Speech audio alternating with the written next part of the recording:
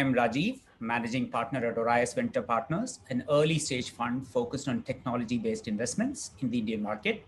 We've invested in 75 startups and have 3 unicorns so far in our portfolio. Welcome to our continuing series on discussions with brilliant and thoughtful investors. Today, I'm very excited to be presenting this session with Peter Boockvar. Peter is the Chief Investment Officer at the Bleakley Advisory Group. They manage $8 billion in investor wealth. As the CIO and the head of the investment committee, Peter helps put together client portfolios for their investors. He also runs 2 of his own strategies, one based on global macros and the other on income focus. He believes we are in a world where assets are getting more and more expensive and finding value is getting more and more difficult across all asset classes, particularly the United States. Today, to build a thesis on what smart money needs to be doing, he has kindly agreed to deep dive into inflation and see if it's transitory, as the Fed seem to insist it is, or whether it's actually more secular and longer trending. So as ever, I'm here to introduce him and then stay out of the way because Peter's insights are deep and powerful and make for a very compelling listen. So I'm going to hand over to him for about 30 to 40 minutes for his analysis of where all of this is headed. And after this, we'll move to the Q&A session, picking from the audience suggested questions already collated and perhaps new ones raised, which I'll request Peter to comment on. Please type your questions on the chat format. So, look forward to about 60, 70 minutes of a productive session. Over to you, Peter. Great. Thanks so much for having me. I really appreciate it. I'm going to share my screen. This is a presentation that I made in May. So the charts are not as up to date, but it still makes the point, and I'll verbally update them. But the trends and the trajectories are still pretty much the same. And I'm going to argue here that inflation is not so transitory, but we have to keep in mind what is the definition of transitory. Historically, inflation is always transitory, but it's transitory 3 months. Is it 2 quarters? Is it 2 years? Is it 5 years? We don't know. You can always argue that the inflation in the 1970s was transitory because it eventually went away.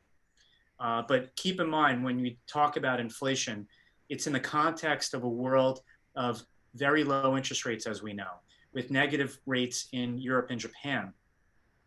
So when you have rates that are that low, there's no cushion, there's no shock absorber for any sustained inflation surprises.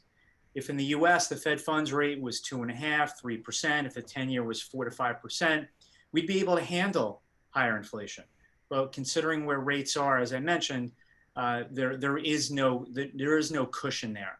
So that's why you do not need high inflation to cause a problem.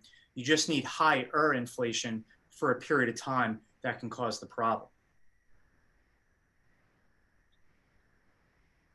Okay, so bear with me. Okay, so here is my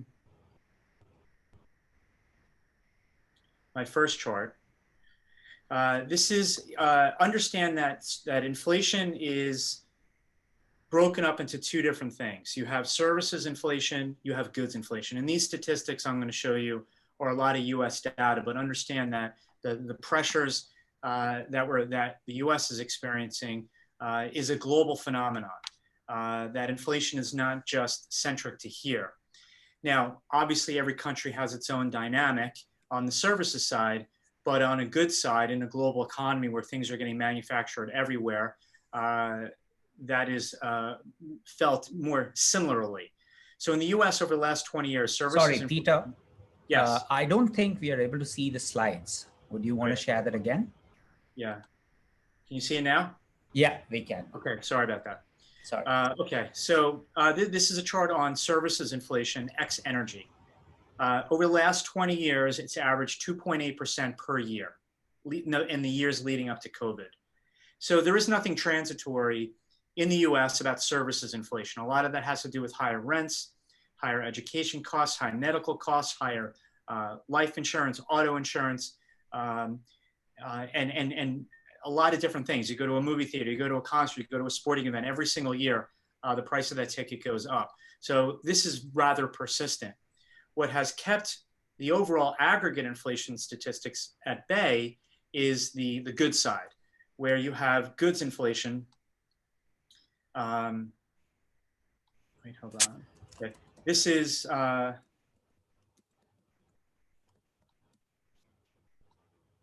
I'm sorry, this, you know what this says? Hold on, just getting my charts right. Okay, the first year chart was a 5-year chart. This is a 20-year chart showing the persistency of services inflation.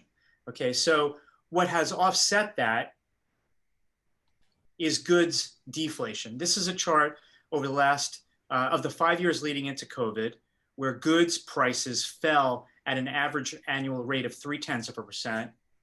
And this is a chart over the last 20 years where core goods prices, meaning goods prices that are unrelated to food and energy, is 0. So services inflation persistent, goods price stability, you can call it, because there's been no real price change. So the debate really here on whether inflation is transitory or not is really on the good side.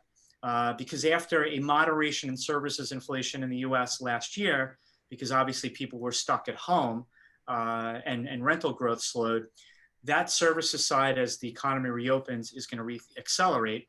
And now we have goods inflation for the first time in a while that is joining that services inflation.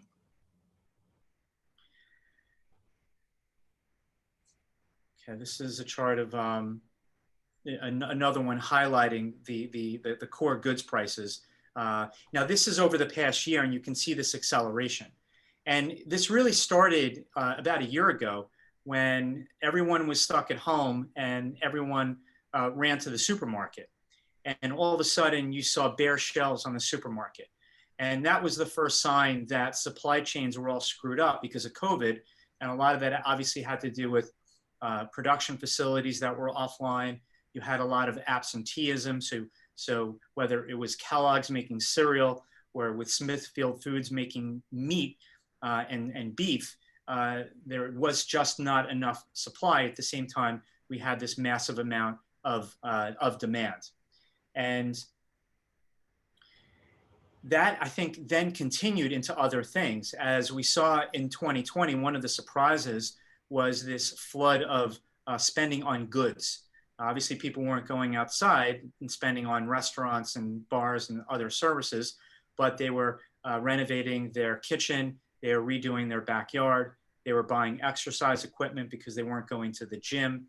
They were buying laptops and tech products because their kids were learning from home and they were working from home. So you had this big pickup in demand for goods that was not foreseen. You had families moving from the cities to the suburbs, so they were buying houses, they were buying cars. And keep in mind, in March, April, into May of last year, a lot of these production facilities were completely shut down. So the world immediately was backlogged and was backed up with not enough production relative to this demand. And then you throw in, as the year progressed, a big spike in transportation costs. And one of the arguments I make for this not being transitory is when you break down different parts of transportation, obviously you can ship, now every single good in the world that's produced, of course, ends up on a ship, a truck, a railroad, or a plane. So take planes. A lot of the passenger plane flights also take cargo. It's not just taking people.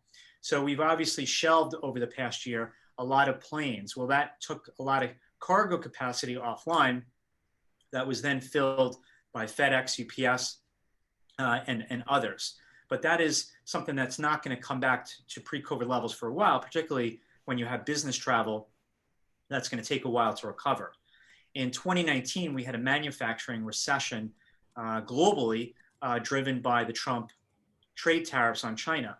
Well, you had countless numbers of trucking bankruptcies in the US in response to that. So you had a lot of truck capacity that was taken offline.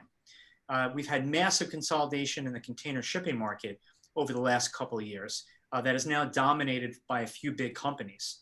So those companies are not going to just give away their newfound pricing power. That is something that is going to be longer lasting. So not only do we have the higher commodity prices, the difficulty in procuring other parts to a finished product, but also then the cost of shipping that product is also obviously through the roof. And while prices may recede as things normalize, they're going nowhere near where they were pre-COVID. Okay, this is a chart of the Baltic dry index. This is another thing I wanted to highlight. So dry index shippers are taking coal, they're taking iron ore, they're taking grains around the world. And we essentially had a major bear market that began in 2008, and you can see a collapse in prices in the Baltic dry index. So when you have more than a decade of a bear market like this, you can imagine the dearth of building of new dry ships. So now you have this flood of demand again, and you can't just snap your finger and bring a lot of ships back online. This is a chart of the Drewry Hong Kong LA container rate index, basically measuring the cost of shipping a container from Asia to the US. And you can see how sharply this has risen. And even if it gets cut in half, it'll still be double where it was just last year. This is an index measuring trucking. Sorry, Peter? Yes. Would it be possible for you to just expand the graph a little bit more? Because I don't think the charts are visible. If you could just cut off that ribbon or, make it a little larger. I don't know. This is my PowerPoint, so I don't know. Can you put it on slide share? Will that work for you?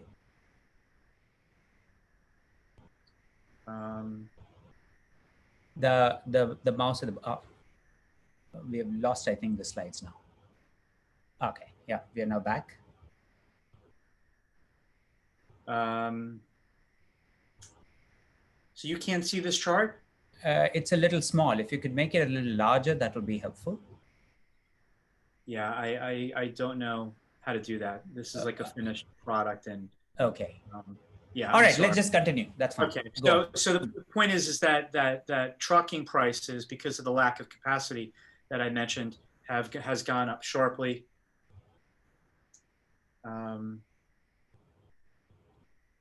This is a chart of the CRB Raw Industrials Index, which is interesting index because it captures a lot of commodities that are not traded on futures exchanges. So it is a good real capture of supply demand imbalances, and you can see it's at a 10-year high. This is a chart of the CRB Food Index. We know grain prices, crop prices, corn, soybean, wheat have gone up a lot, and you can see this is also pretty much at a 10-year high.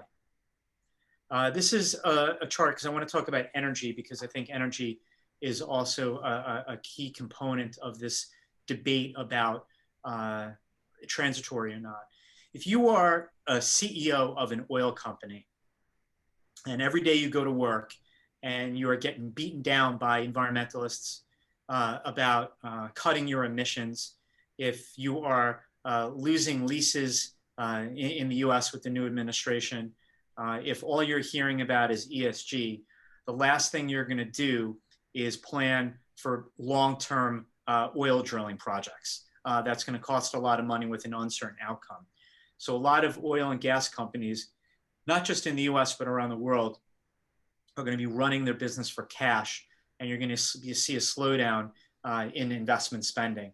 So this is a chart of just the US rig count, and you can see while it's ticked up since the middle of last year, you can see how lower we are compared to when oil prices in 2014 were around $100. Now, I'm not expecting us to get back to we're never going to get back to that 2014 level, but you can see that here we are, oil prices are about $70, and you can see how low the oil rig count is compared to what it was. And again, the reduction in investment spending in oil and gas is not a temporary thing. It is a permanent thing. As CEOs, not only do they hear about what I just mentioned, but they hear about electric vehicles every single day. This is a chart of the Mannheim used car index. So Mannheim is an institution in the US that measures used car prices. Now, we know part of the goods shortage around the world is related to a shortage of semiconductors. And that is because the auto sector is sort of a new growing customer for the semiconductor industry, which really was mostly focused on technology, PCs, phones, data servers, and so on. and all of a sudden you hear a flood of a new customer, and the level of semi capacity couldn't keep up. So you now have a shortage of new cars because plants are getting shut down, line shifts are getting cut because there are not enough chips. So if there's a dearth of new cars, then you have people rushing to buy used cars. And that is the result, resulting in this price spike. You also have used rental car companies, which is always in the new car market, buying cars to refill their fleets, where they're shifting also to the used car market because they can't get enough new cars. So I'm not sure how transitory this is, because it could take 2 years to bring on the needed semiconductor capacity. So while auto production is beginning to come back, and GM made that announcement just last week, it still could be a couple of years before things normalize. This is a chart. Now I'm going to get to housing, because housing inflation is not just a US thing, it is a global phenomenon. We're seeing excessive home price gains relative to income in Australia, New Zealand, Canada. We're seeing it all throughout Europe, where rates we know are microscopic. And this is an important thing, because home prices don't directly flow into consumer price gauges. At least what the US does is they impute a rent. So they take actual rental prices as opposed to purchase prices, because they consider purchase of a home being a capital good and rent being more consumption based. And this imputed rent goes into the consumer price indices in the US. Well, we've seen a sharp rise in home prices relative to rents, but I expect rents to start catching up to the level of home prices. So to update this chart, home prices are now rising at a 13% year-over-year annualized rate. And you'd think that the Fed might have learned their lesson after the housing bubble in the mid-2000s by keeping rates too low for too long. But it's clear that they're just repeating that. And what it does is it really hurts that first-time home buyer who needs to save up for a down payment that is now getting priced out of the market. And when you think about the progression of the housing market, so you have that first-time buyer that buys their first home. You have that existing home buyer that wants to move up, but if they can't sell their home to a first-time buyer, then they're stuck in their home. So losing that first-time buyer clogs up the home buying chain, and is actually now leading to a cooling in the pace of transactions. We also know that there's a shortage of lumber. The sawmills can't cut up enough lumber in time. So the cost of building a new home, at least in the US, has gone through the roof, no pun intended, to the point where the National Association of Realtors says that the current price of lumber for a new home, where the median home price is about, in the US, about $350,000 to $400,000, is adding $36,000 to the price of that new home. So then filters into the whole chain. You have builders that can't get lumber. You have builders that can't get enough workers. So now the production of new homes is slowing down.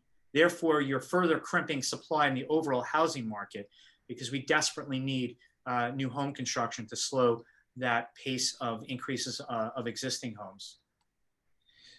So I mentioned the shortage of semis, and this gets to the whole transitory argument. And I hope you can read these words. Yes. That a lot of these shortages, you can't just snap your finger and bring it back. You don't just normalize in a couple of quarters, because we've had years of underinvestment.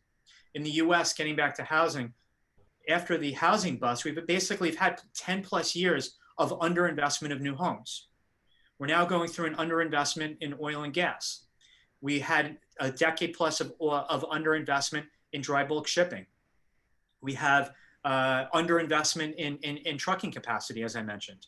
There is underinvestment in getting copper. It can take 2 years to bring more copper online. And we know copper is a key commodity, particularly in this whole rush to renewables. And this is something that the CEO of Intel, which announced that they're spending, I think, $20 billion on building new fab capacity in the US, that it's still going to take a couple of years to bring this capacity online.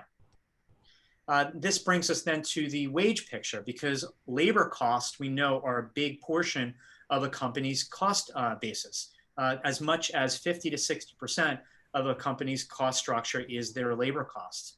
So while the US, and I think this is being replicated in other places, from an employment standpoint, is still below where it was pre-COVID. In the US, it's about 8 million people.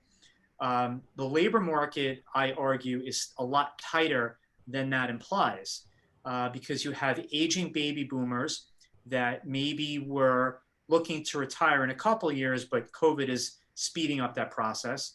You've had very generous unemployment benefits given to people that will continue until September, that is incentivizing them not to quickly go back to work. You've had, because schools have been shut, you've had at least a parent that needs to be home to watch their child, and that has reduced the level of labor supply relative to the demand. So in the US, there's 8.1 million job openings. That is an all-time record high. At the same time, we're still 8 million jobs below where we were pre-COVID. So this means that you're going to see, and we already are seeing, particularly on the lower income level of the wage scale, higher wages, because that is needed to incentivize people to come back to work. Now, on the upper wage earner and the higher skilled, we're not seeing much change because, well, first of all, those people didn't really lose their job, and the supply-demand dynamic thus didn't really change. But trying to get people back into restaurants, back into bars, back into stadiums again to man their different posts, that is taking now a higher wage salary. So it's raising the lower end of the wage scale, which then can filter in as you go higher. So this is the Beige Book. Now, the Beige Book actually was updated yesterday. So this, my apologies, was the Beige Book in the previous one about a month ago, but the sentiment is still the same. There is still a lack of supply of labor, which is leading to higher wages. And I thought that, you know, some of these comments were pretty interesting about how manufacturers and now service companies are having to dramatically increase wages to bring people off the sidelines. And this is more, this is interesting, that a restaurant in Philly was offering $1,000 bonus if workers stayed on for at least 90 days. And another retail contact reported possibly raising their minimum wage to $15 an hour sooner than previously planned. Now, some states in the US already has $15 an hour minimum wage, but the national level is below that, and other states are below that. But just so you have perspective here, the level of employment benefits, the added benefits that the federal government is giving on top of the state level is the equivalent of about $17 to $18 an hour of unemployment benefits. So if you're a company, you're a restaurant that was paying your people $10, $11 an hour, and now you're competing with unemployment insurance, paying $18 an hour, you can understand the lack of supply and the need for businesses to raise wages, because now they're competing, unfortunately, against the government rather than more of the marketplace dictating wages. Now, it's great for the employee, but if the employer can't open their business because they can't pay the employees those wages, well, then the employee really has no job then. And here are some more. This was an interesting quote from a region, Richmond, Virginia. One manufacturer said they needed to hire and train 3 workers to retain 1 because of the because they knew that at least 2 of them weren't going to show up for work. And here's some more. You know, Chicago, numerous contacts reported difficulty finding workers, particularly at the entry level, and a variety of reasons. So we'll have to see. I think it'll be a real big test in September in the US when these unemployment benefits expire. Now, some states, about 20 plus states, are actually taking it upon themselves to address this situation. They are cutting off these extended benefits themselves. And interestingly enough, there was the CEO of Hyatt Hotels was on CNBC a few weeks ago and said, in the states that have cut off the extended unemployment benefits, those are the places where they've seen a pickup in the supply of labor. So again, we'll see in September the extent of which this will happen. And just a couple of more quotes, contacts, St. Louis attributed the strong wage pressures to higher wage expectations for new hires, particularly from low-wage workers. Minneapolis, multiple contacts, mentioned growing prevalence of sign-on bonuses, which help attract candidates. And keep in mind, you're a business. You have two choices when you have to pay more for labor. You offset that through faster productivity gains, or you have no choice and passing that, or you eat it in terms of a margin hit, or you try to raise prices to your customers to offset that. And that's what a lot of businesses are experiencing on top of all the other pressures that I discussed. And just a few more. Here's one in Dallas. Manufacturing firms said they were able to successfully hire, but filling positions that paid below $20 an hour was particularly difficult. Now, keep in mind, in some states, the minimum wage is low teens, but because the government is paying the equivalent of $18, Dallas manufacturers are saying they need to pay at least 20. And finished up by San Francisco, just another quote that you can read here. Okay, so I mentioned earlier that a key question here for this transitory thing is the good side of the inflation story. But just to reiterate the persistence of the services side, housing costs are the biggest component of services. And as I mentioned, apartment rents are the key component of that. And this is just a quote. We haven't seen the May report yet, but Apartment List, which is an entity in the US that measures apartment rents, basically highlighting that we're seeing now another upward trajectory in rents. Now, when COVID hit last year, we saw big, sharp declines in rents in the major cities. New York, San Francisco, Chicago, all saw very sharp declines. But because where people were moving to the suburbs and other lower cost cities, those rents continued to go up. But now you have the rents in New York and San Francisco no longer going down, and they're actually now going up again. So this highlights the persistency of a higher cost of housing and how that will is reestablishing itself in this inflation argument. And as I mentioned, you're seeing housing inflation in other parts of the world as well. And who does housing inflation hurt the most? Those that can least afford it. But it still hasn't changed central banks' mentality of still pedal to the metal, even though they're essentially pouring fuel on this housing inflation story. So I'm going to shift to market-based and consumer-based levels of inflation expectations. So we know in the inflation-protected security market, and it's not just in the US, it's around the world, you can imply an inflation rate.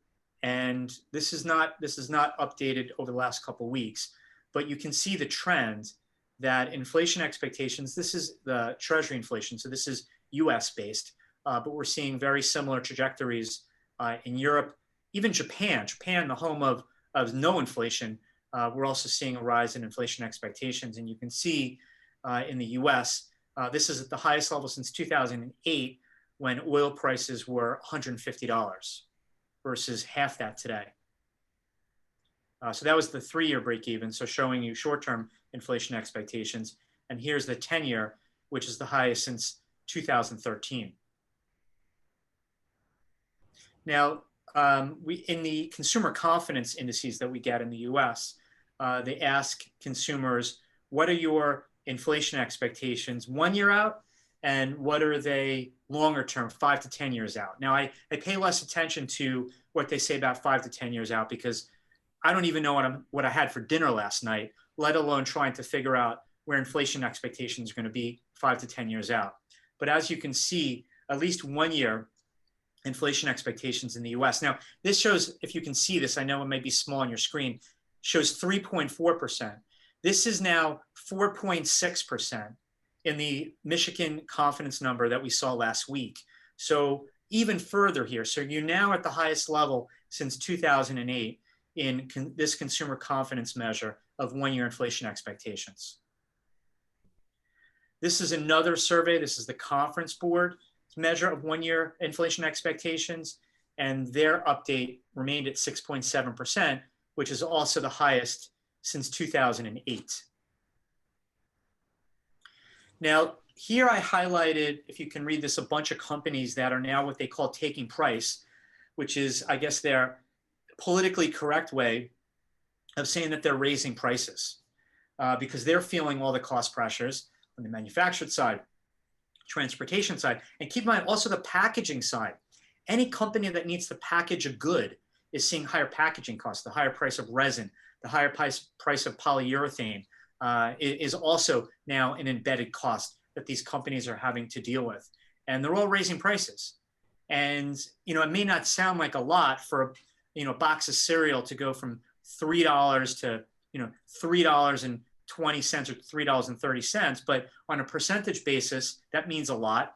And for lower income earners, that means a lot. And I promise that this list has grown a lot more over the past month. So I'm going to leave it at that. What I'm going to add here before we get to questions and answers is that because I invest for a living, there's one thing to distill all this information, take it all in. But the question is we as investors, how do we maneuver through this kind of environment? And I have to say that, you know, the next couple of years is going to be quite different than the last few years. Because what we have ahead of us, if I'm right, if I'm correct on this inflation story being stickier for longer, then the central banks are going to feel extreme pressure in adjusting to it. And it's not just the developed world, it's the developing world.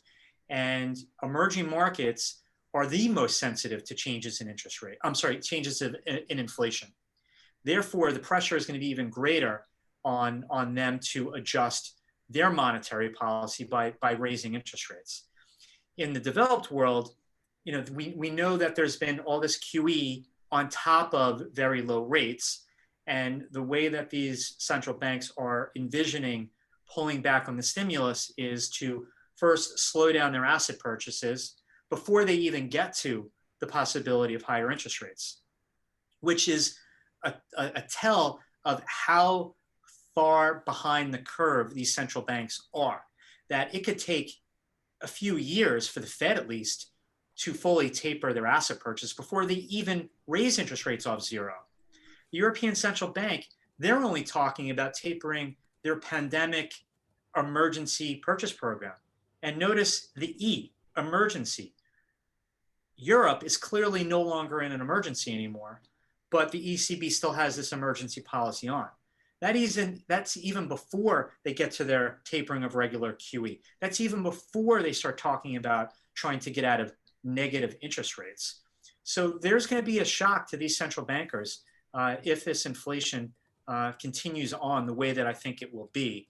And again, as I said in the beginning of this presentation, the level of interest rates around the world is just not positioned for any inflationary surprises. So getting to the investor question, I think I think this commodity rally that we've seen isn't just a 6 to 12 month thing.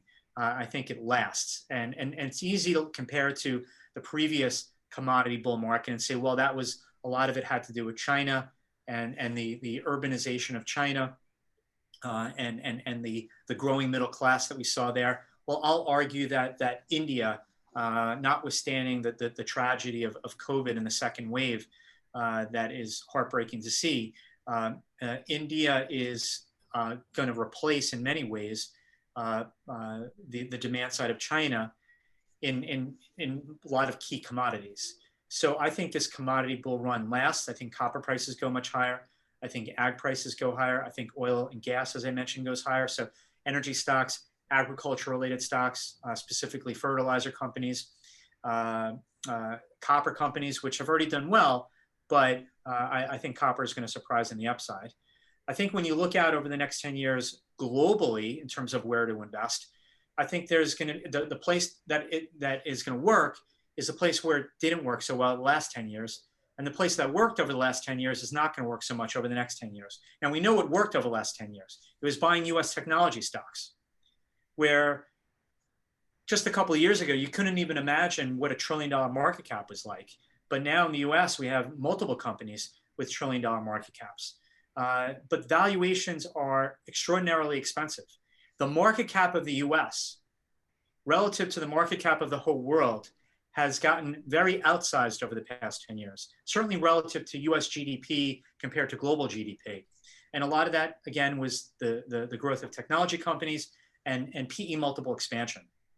Well, if I'm right on this inflation story, if I'm right on interest rates and that interest rates will go higher, market-based interest rates, because we know that central banks will be slow in changing their influence market rates on the short end. Longer-term interest rates are going to go higher. That means you're going to see in the US continued PE multiple compression, which I think has been something that we've seen this year. We've seen some froth come out of the market in the big cap technology companies, a lot of the software companies that were expensive. We've seen froth come out of the SPAC market. We've seen froth come out. Well, we did see froth come out of the meme stocks after the fall in January, February, but that sort of is getting regenerated. But we've seen froth come out of Bitcoin. You know, Bitcoin is down almost half from where it was. So I think that multiple compression will continue. Therefore, I think when you look at value versus growth, because we're seeing this transition from growth to value, there's value all over markets in Europe, where there's a heavy concentration of financials and energy stocks in big industrials. And I think Asia is the most exciting place to be investing over the next 10 years.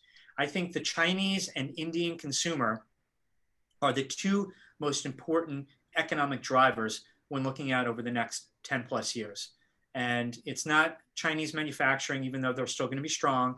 It's the growth of the middle class in Asia.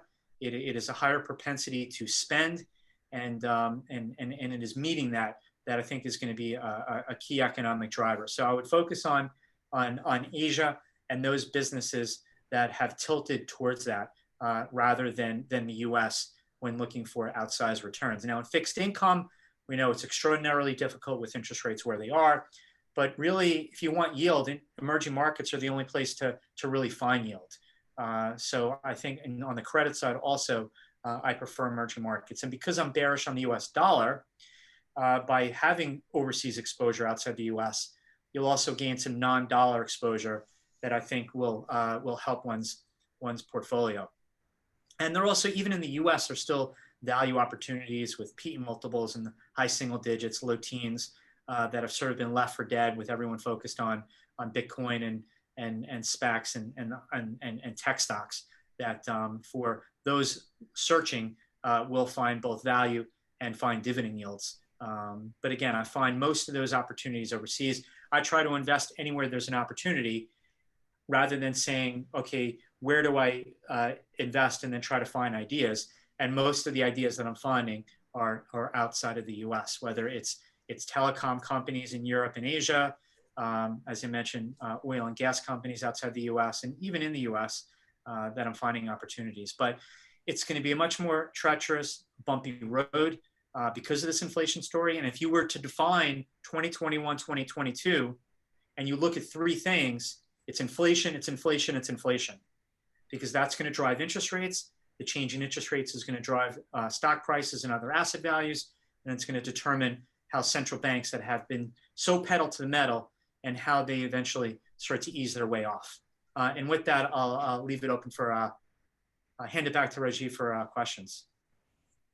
Thank you, Peter. I think there was a lot of insight there, and I want to get started with unpacking it. But let me, could we stop the screen share, please? Yeah, Yeah, perfect. So let me start off with something. If your thesis is right that inflation is coming, then that's almost cataclysmic and game-changing, isn't it? So for the last 30, 40 years, we've had a deflationary economy and a deflationary ecosystem. And, you know, the dollar has been holding strong. The bond markets have been holding strong. You've had low interest rates. And, you know, all of that has meant that the asset portfolios behaved in a particular way. Lots of leverage happened in the system and so on and so forth. if what you're saying is right, and if inflation is not just transitory, but it is going to be, a little bit more long term, that is going to sort of upset a lot of apple carts here, isn't it? What do you think? It seems to me that we are headed towards Armageddon almost. What are your thoughts on that? Well, you're right. We've had 40 years of a slowing rate of change in inflation. And I want to be clear that I'm not calling for very high inflation. I'm not calling for levels that we saw in the 1970s. The point I'm trying to make is that higher inflation can cause serious problems because the level of interest rates is so low in reflecting that high inflation. So yeah, it's potentially game changing. So here you have, on one hand, you have central banks that are telling you, we want higher inflation, right? That's what they say. They've created this arbitrary 2% inflation rate. And I want to be clear, I used to work for Larry Lindsay, who was a Federal Reserve governor in the 1990s and was George W. Bush's senior economic advisor when he was president. And there is no economic basis for saying 2% inflation is the right level of inflation.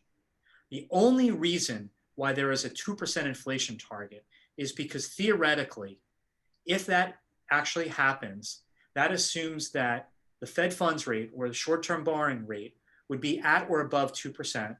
Therefore, in the next economic downturn, the Fed would have rates to cut to respond to that. So it's now become, unfortunately, a religion of central bankers to get to 2% inflation. But now that we're actually going to be there and higher, central bankers are already saying, well, it's just transitory, it's just transitory. So it almost makes it unclear exactly what they want. But it's one of those things that, and I've said this for years, is that the central bankers better be careful of what they wish for. Because here what they've done is they've created the biggest bubble in the history of financial markets with what they've done with global bonds, particularly Europe, with negative interest rates. I mean, there's still 12 or $13 trillion of bonds with negative yielding securities. That's the epitome of a bubble. So here they've created the biggest bubble ever, and then they root for the exact thing, inflation, that would pop that bubble. Doesn't make any sense. But now we have the inflation, and it'll be really interesting to see how central banks respond to that. Unfortunately, though, to your question, is that there's no painless way out of this. There's no free lunch. And the right thing to do if you're a central banker is to stamp out this inflation, even if it means correction in the markets, even if it means hiccups in the economy, because low inflation is the precursor and foundation of stronger growth. You'll never get healthy growth if you have sticky high inflation. So it's this gets to my point that the next couple of years are going to be quite different than the prior couple of years. And putting aside the tragedy with COVID. I just want to explore the second point you made about it's not really high inflation, but higher inflation, right? So by that, I presume you mean, we don't need to be in a 15, 17% inflation like in the 70s with Paul Volcker and the other stuff coming through. We are going to be in trouble territory even with 3, 4% inflation, right? Could you sort of explore why that becomes so much of a problem even with that lower level of inflation? Well, if inflation is actually transitory, in the sense that in the next couple of quarters, a lot of the supply chains normalize and production comes back online, and the goods inflation that we're currently seeing recedes, then that gives central banks more leeway.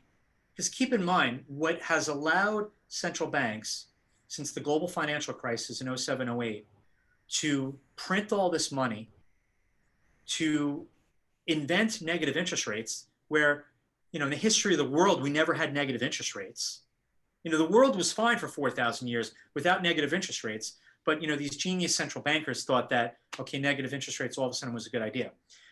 What has given them license to do this was a period of low inflation. They were able to say, we can do this because, look, there's no inflation, so we can get away with this. If we have a period of higher inflation, it handcuffs central bankers in being able to continue to do what they've been doing. And that is the difference here. Okay, and since they can't do what they are doing and the markets are led by what they are doing, obviously the market becomes rudderless and doesn't know where it's going, and then suddenly all sorts of things start to sort of cascade into different dynamics. Is that the way it works? Correct. Exactly right. Got it. Okay. Now let's explore a little bit about the bond market and the bubble in the bond market that you've spoken about, and particularly the impact of negative negative interest rates. Would you want to just sort of explore that and help us understand why that's so much of a difficult phenomenon to get around? Well, when you think about negative interest rates, what does that do? Owning a bond with a positive yield is an asset. If all of a sudden that bond has a negative yield, the central bank has basically turned an asset into a liability. And that is the epitome of a hot potato bubble, because the only way you'll make money owning a negative yielding bond is hoping to sell it at a higher price to somebody else that then takes that bond at an even deeper negative yield on the hopes that they'll pass it on to somebody else. So it's the ultimate bubble. When you have high yield junk bonds in Europe with trading with a 2% yield, that is not reflective of the credit quality of that company. No, that is a big bubble. When you have in the US triple C rated companies, so just above essentially bankrupt D, with a yield of 6%, that is giving you no room for error. That is not an appropriately priced bond. That is a bubble inflated bond. And if the world's assets, whether it's stocks or antique cars or paintings or any other collectible, trades off the level of interest rates, well, then you can argue, if bonds are the ultimate bubble, what does that mean for asset prices elsewhere? And that is something we have to watch. And just to touch upon European bonds, we've seen some leakage in that bond bubble in Europe. I mean, only a few months ago, the German 10-year bund yield was almost minus 60 basis points. Now it's minus 18 or minus 19 basis points. It's actually getting close to zero. And that is with no shift in the amount of QE that the ECB is doing. And if anything, in March, the ECB front-loaded QE because they didn't like the rise in rates that they saw. So the world's bond market's already adjusting here. I mean, the 10-year US yield started the year at 0.9%. In 3 months, it went to almost 180, 90 basis point move in 3 months. That is essentially almost 4 rate hikes by the Fed that the market put in place. Imagine the Fed raising rates 4 times in 3 months. You would say, oh my God, that's crazy. Well, the bond market has adjusted. The bond market is saying to the Fed, and the bond market in Europe and Japan are saying to central banks, you are no longer in control to the same extent that you used to be. We don't like it when inflation perks up. We don't like it when you run the economy hot. Therefore, we are going to adjust interest rates for you. So while we pay attention to what central bankers are doing, the bond market is already moving in front of them. The bond market's already speaking up for themselves. And if inflation this summer continues, and it is not so transitory, you will see another leg higher in longer term interest rates.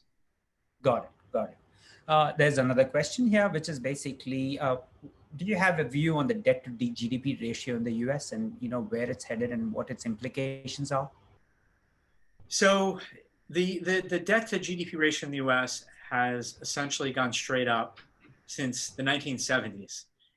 In the mid 1980s, people were talking about the exploding US debt and budget deficits. But now that we are above 100%, now that $1 trillion budget deficits seem to be the baseline, and as a percent of GDP in the double digits, you reach a point where you have to ask, like the audience member did, is when is enough enough? When does this all of a sudden begin to matter? And I'll argue that it has already started to matter in the value of the US dollar. You can draw a chart of the last 30 years of the dollar index, which is very euro heavy. So we understand that's about half the dollar index is the euro. But just drawing a chart of the dollar index versus the US trade deficit and the US budget deficit as a percent of GDP pretty much mimics each other. So I argue that the weakness in the dollar is already reflecting the world's worries about the finances of the US. Yeah, okay. So let's talk a little bit about the dollar now, Peter. So obviously you have this view that obviously the dollar is going weaker. Dollar is also the global reserve currency. That also means that there is a lot of demand outside of the US for US dollars, right? Definitely from other countries, clearly from India as well. What do you think this does to the overall the trade equations across the world in terms of the dollar weakness? Well, I think the question, so the dollar has clearly been weak, but it's the pace of the moves that's also important. If the dollar weakens slowly over time, then the world can adjust to that. It's sudden moves that the world can't get used to. Now, that said, from an exporting standpoint, obviously it gets more expensive to export to the US if one's currency is rising relative to the US dollar.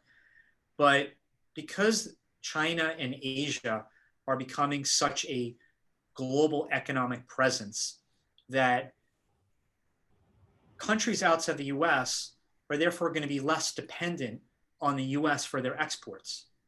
And that China, India, Indonesia, Malaysia, Thailand will become bigger customers for them, and therefore these countries will be less sensitive to changes in the US dollar. Now, if the dollar were to have a sudden decline, that would be a problem because foreigners own a lot of dollars. I mean, even though the percentage of foreign ownership of the US Treasury market has declined over the past couple of years from about 50% to now about a third is still a lot of money.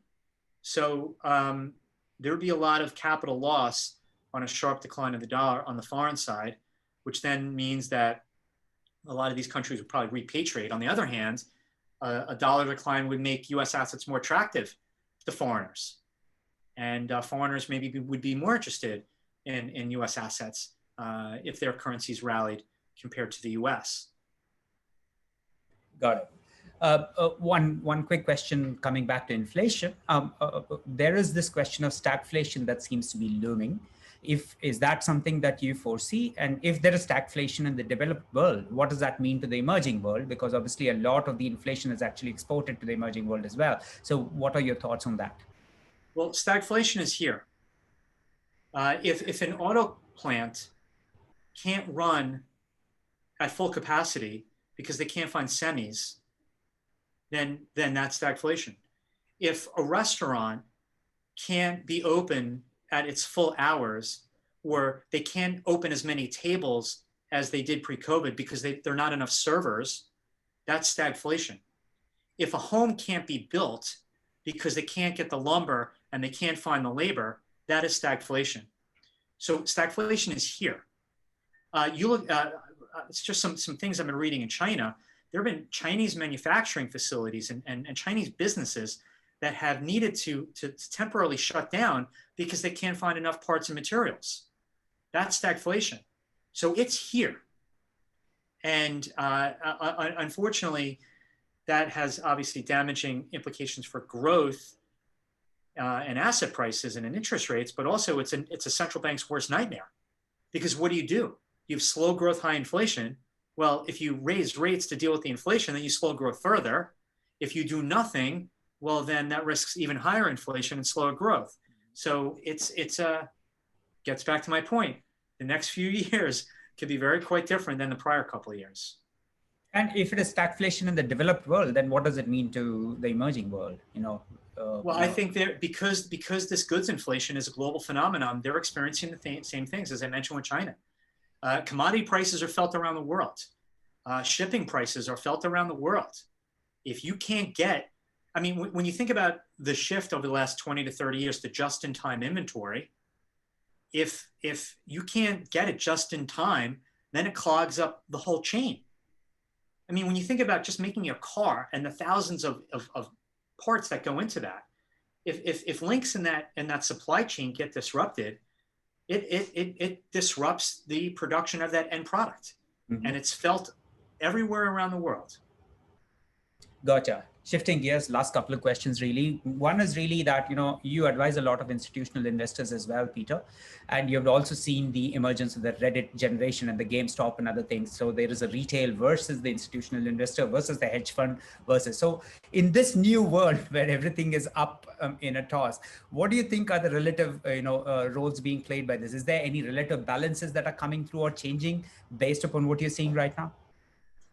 Well, for someone who, I've been in the business since the early 90s, and I feel like we've seen this movie before with GameStop and AMC and the Reddit stocks. We saw it in the late 1990s, and from being a student of the markets, I've read about these type of episodes many times before. And that in the history of the markets, you always get areas and pockets of speculation. You always get the short squeezes. You always get the stocks that go to the moon and crash right back down again. And the only difference this time is the form of communication in terms of the internet and social media talking about this. But the end result is still the same. As long as human nature doesn't change, we will forever see times like this, stock market action like this. It will always be the case. It will always repeat itself in a different form, in a different fashion. But the core of it will always be the same. Great. So switching to cryptocurrencies, obviously there has been, you mentioned that briefly in your conversation as well, in your ideas as well. It's fallen about 50%. It has been seen as a safe haven vis-a-vis the gold ecosystem, as it were. What are your thoughts at this point in time? What do you think is happening there? Any future? Where is it headed in your opinion? So I am trying to educate myself every day on this whole crypto universe that's being created, and not so much trying to figure out where the price of Bitcoin is going to go, but what the sort of infrastructure of crypto that is developing in terms of decentralizing parts of the economy via the blockchain. And we hear about this DeFi, decentralizing financial transactions and bypassing intermediaries. I think that has a lot of traction. That has a lot of use cases. I'm still trying to figure out the non-fungible token phenomenon that we're seeing right now and where that goes. And I do believe some parts like collectibles will be around, but I'm not sure on others. And we're going to have tokenization of things where everything is going to be associated with a token that you'll be able to buy and sell. So there's a lot to learn. I think there's a lot to this future, but I want to separate that out from where the price of Ethereum goes, or the price of Bitcoin goes, or the price of Dogecoin goes, because that crypto build out is going to happen whether Bitcoin's at 35,000, 350,000, or $35. That build out's still going to happen. So I'm more focused on that infrastructure build out and what crypto and blockchain mean for disrupting things rather than just the speculative price of where these coins are. Okay, so we come to the last question really, Peter. So obviously, given your worldview and given the fact that you're looking at it this way, what would the asset portfolio construction be for the future going forward? Obviously we saw a world where it was 60, 40, 70, 30, and then it went to a one-fifth, one-fourth through 3-4 categories. What is your thought process in terms of how you would construct your portfolios to be safeguarded against some of these shocks in the future, and also, make sure that you're not losing too much or gaining some parts of the upside that come through? Right. So I'll give two answers to that. As a firm, we have about 45 different financial advisors that are talking to clients every day and trying to figure out, what is that new allocation? Is it still 60-40 or 70-30 that has worked so beautifully over many years? Is that still going to work going forward? And I argue it's not. But then if it's not, then what do you do?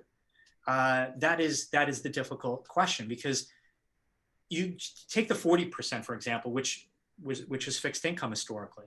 Well, I'm telling people now that for 40 years, that 40% was not just a safety valve for your portfolio, wasn't just a shock absorber, but it was a moneymaker too.